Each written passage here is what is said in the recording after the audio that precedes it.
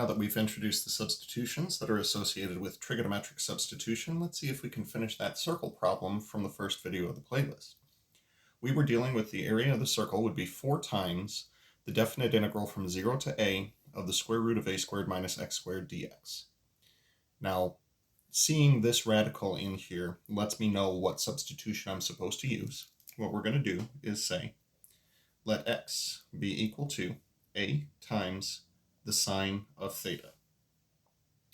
Now there are going to be 3 things that you're going to want to do with this. First one is figure out what dx is going to be equal to by taking a derivative. Taking the derivative and setting up in differential form, this will be dx is equal to a times the cosine of theta d theta. I also want to set up the corresponding triangle that this will correspond to. So if theta is one of our acute angles, this would be equivalent to saying that the sine of theta is equal to x over a. Now, right triangle trigonometry, sine is the opposite over the hypotenuse, opposite over hypotenuse. Then we can use the Pythagorean theorem to get the third side. Now, as I demonstrated in the last video, the third thing that we want to do is figure out what the radical is going to be equal to. Paired with sines, we are typically going to see cosines. Cosine is going to be the adjacent side over the hypotenuse. So our radical divided by a. Or equivalently, this also means that the square root of a squared minus x squared is going to be equal to a times the cosine of theta. Consistent with what we saw in the last video, the other thing that we could do is say, start with the radical, plug in our substitution, and apply a Pythagorean identity to figure out that the radical is equal to a times the cosine of theta. Now, because we're dealing with a definite integral, I also want to plug in our bounds. So the upper bound is x equals a. So if I plug in x equals a to our substitution, we will have that a is equal to a times the sine of theta, or equivalently, the sine of theta is equal to 1.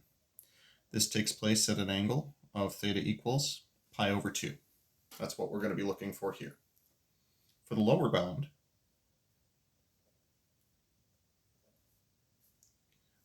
was x equals 0, so I'm going to plug in x equals 0 and say 0 is equal to a times the sine of theta.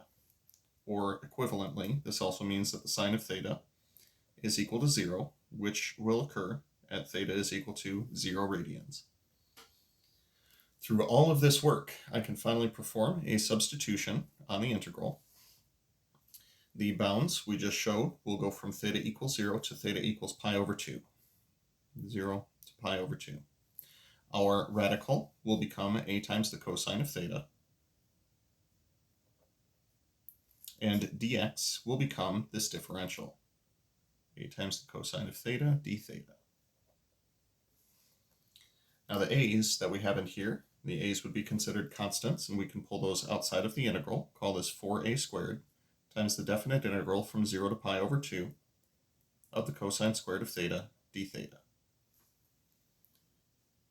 Now the idea is, after performing your trigonometric substitution, you will be left with powers of the sine and cosine, or the tangent and secant.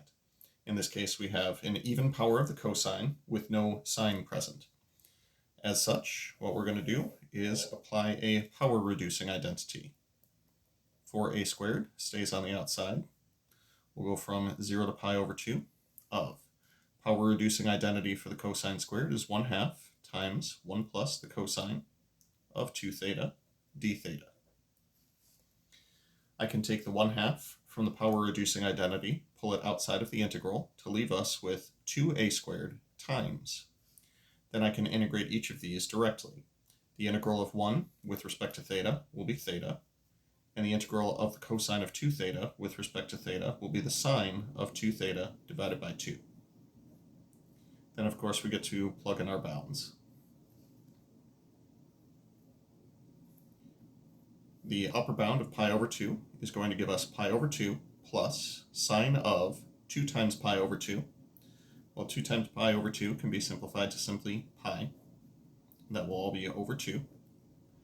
Plugging in our lower bound of 0 is going to give us 0 plus the sine of 2 times 0 divided by 2. That is, as I like to call it, a lot of 0. Sine of pi is also 0. So in fact, all of these terms over here are all going to be 0. We're left with 2a squared times pi over 2, better known as pi a squared.